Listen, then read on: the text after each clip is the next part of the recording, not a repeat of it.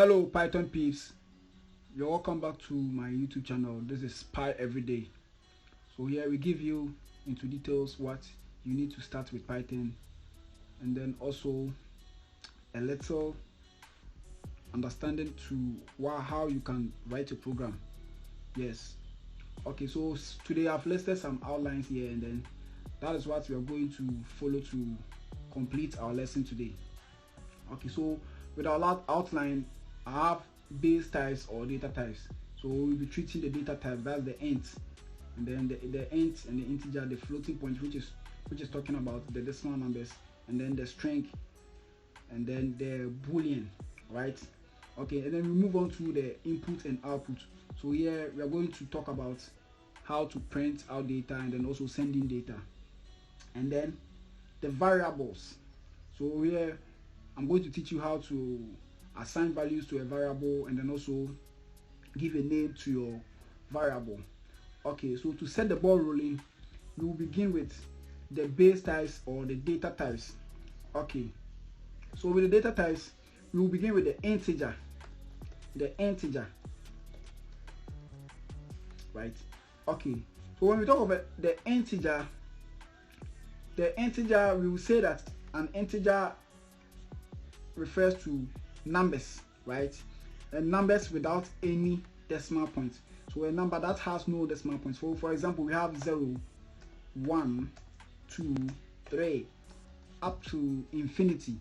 So from 0, 1, 2, 3, 4 going, and then from 0 coming downwards. Last, from 0, -1, -2, -3, they are all integers, right?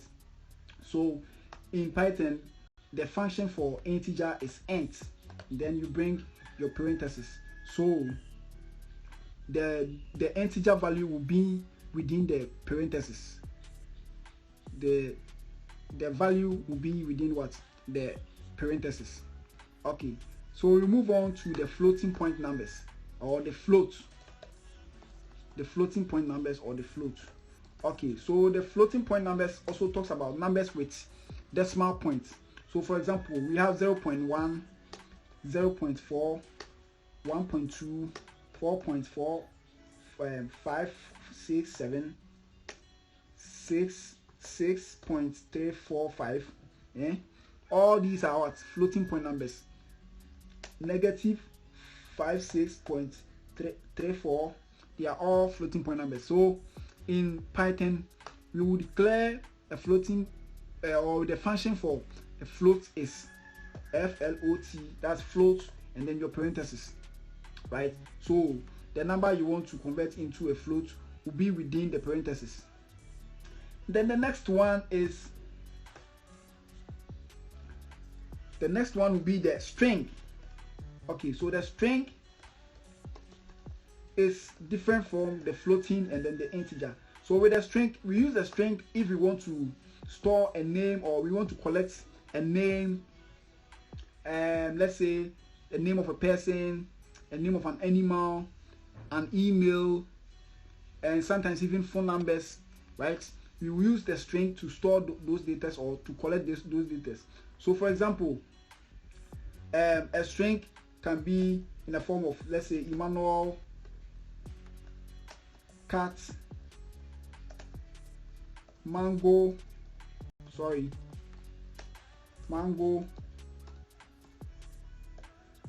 or even numbers can be within, or numbers can also be a string. So we can put a number as a string by putting them into a double quotation mark or a single quotation mark. So all these are all strings. So with a string, their purpose is for storing names, numbers, anything. The function or the method for declaring a string is str, and then your parentheses. So the value will be within the parentheses, right? The value will be within this parentheses. The last but not the least is the boolean. So we have the boolean, and then the boolean is also used for storing true or false values. The true or false value. So its value can only be a true or false, right? let's say we want to store a value which is storing whether being a true or false, right? We use the boolean to declare a data type for that, such value.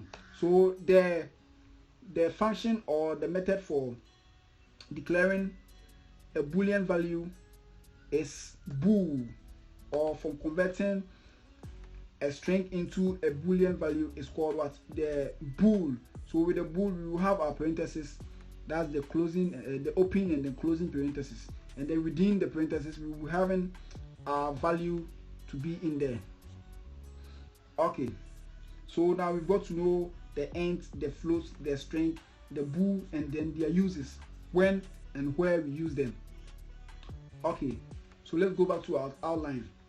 So the next outline talks about the input and then output, right? Okay, so we'll clear off our screen and then move on to the input and then output. Okay, the input and then the output. Okay,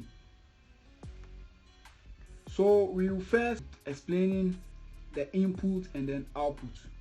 So we all know that input is when we are sending data into the computer or into the program. Yes, and then the output means bringing out data or information out of the computer or the program. Okay, so we first by going straight to the point, and then we will take the output first.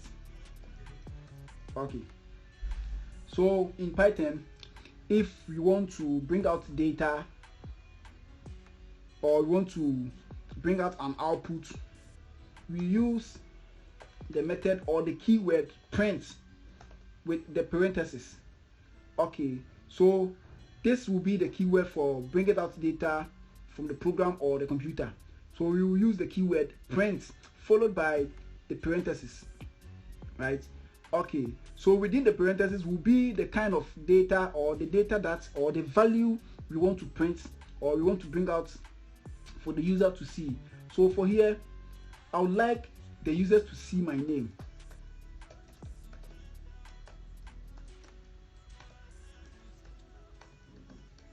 Okay, so I want the user to see my name. So I have said print Emmanuel Che Educhum.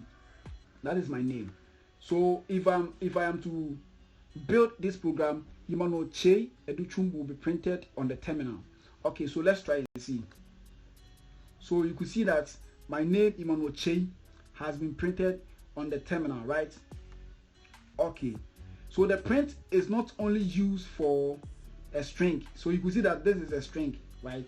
Okay, so we can also declare something for the print to give out that thing.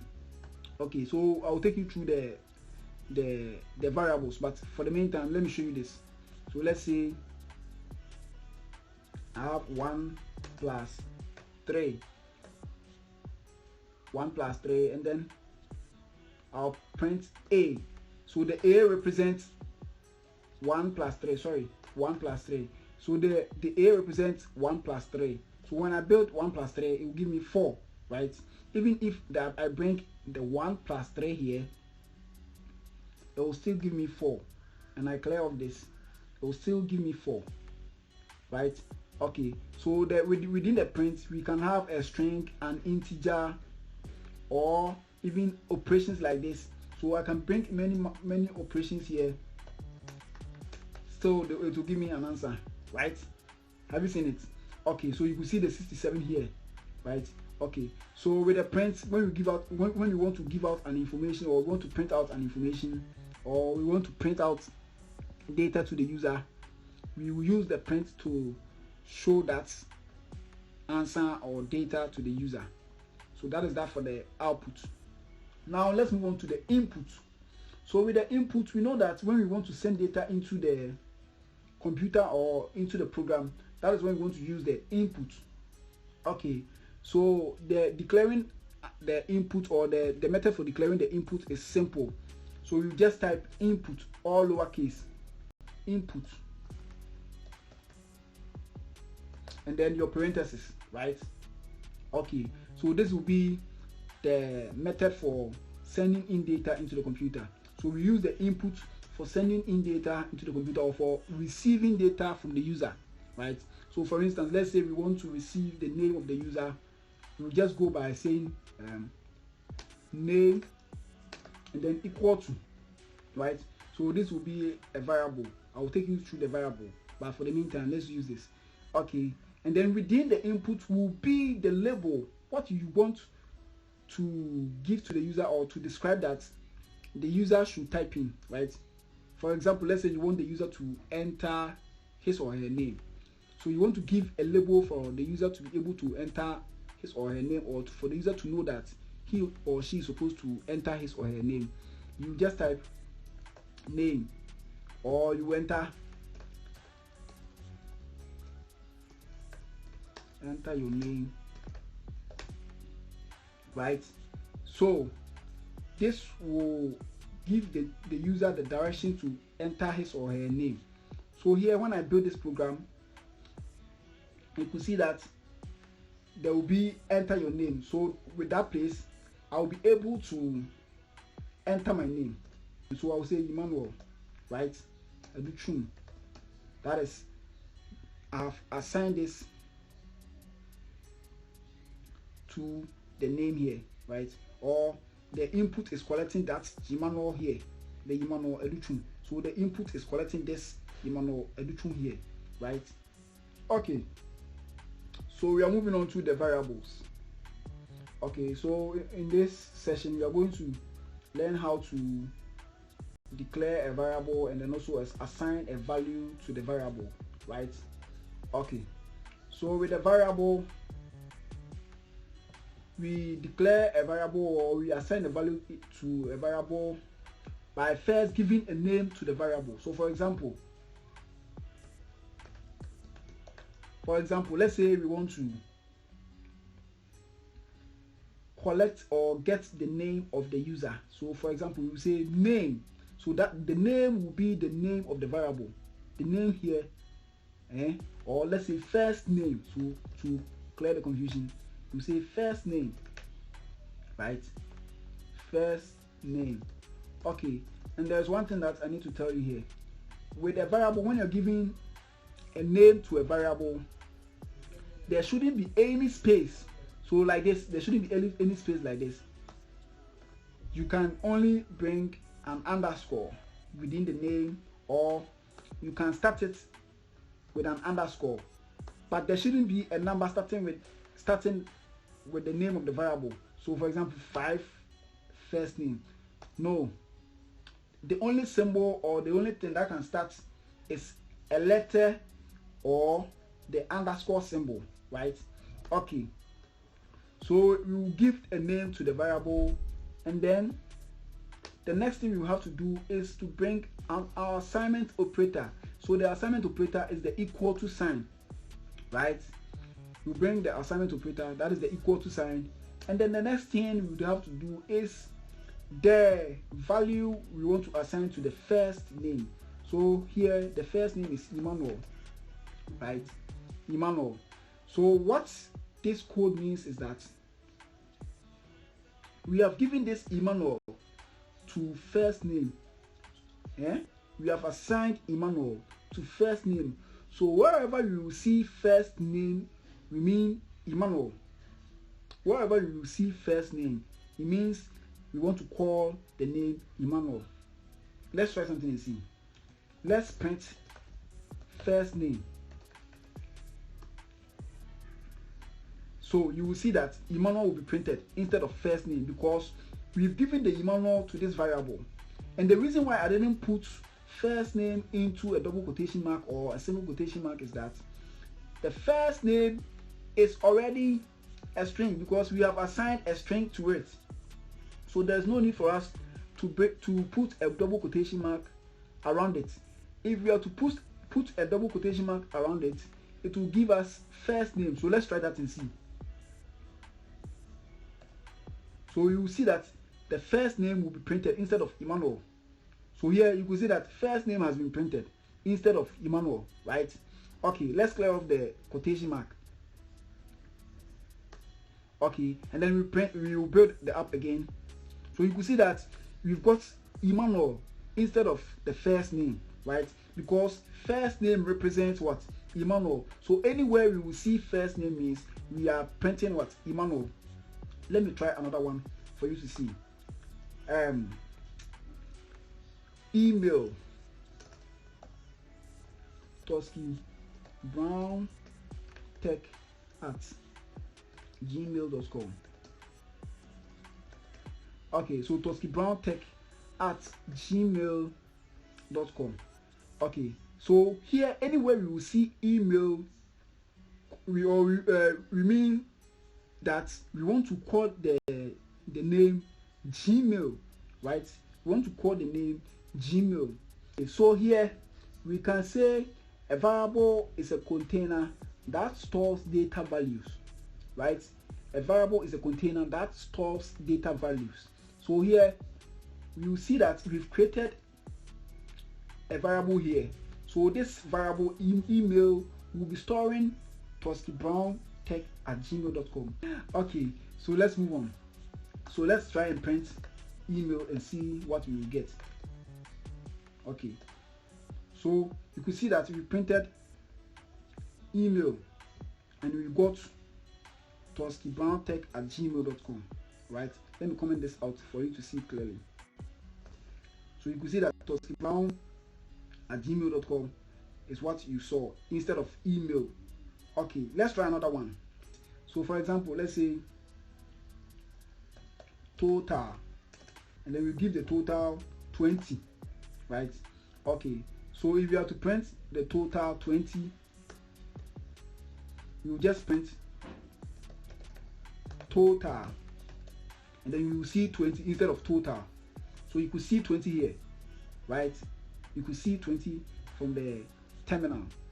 Okay, and then with the total, we can assign a variable to an operation. For example, let's say we want to, the total is the summation of, let's say 20, 40, 50, and then 35, right? Okay, so instead of bringing out total, or instead of bringing 20 plus 50 plus 35, it will give us the total summation of this instead of 20 plus 50 plus 35. Okay, so you can see that it has given us the total summation of 20, 50, and then what? 35. But if we want 20 plus 30 plus 35 to show instead of the total summation, we will only convert this into a string. So here we will just put them into a double quotation mark. So instead of that 105, we will see 20 plus 30 plus 35. So let's try again. So you could see that we've had 20 plus 50 plus 35 instead of the 105. So with a variable, we can create a variable by assigning an operation to it, by assigning a string and an integer, a floating point number. So let's try and assign a floating point number to it. Okay, so 5.98. So you can see that we've gotten 5.98 over there. Let's assign a boolean value to there. Okay, so true. So you can see that we have true over there, right?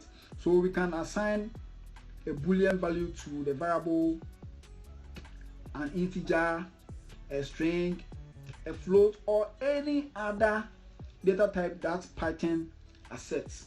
So today we've learned a lot, and then we'll continue in the next video. In the next video, we are going to move on with creating a simple program with the letter we've learned today, right? Okay, so thanks for watching this.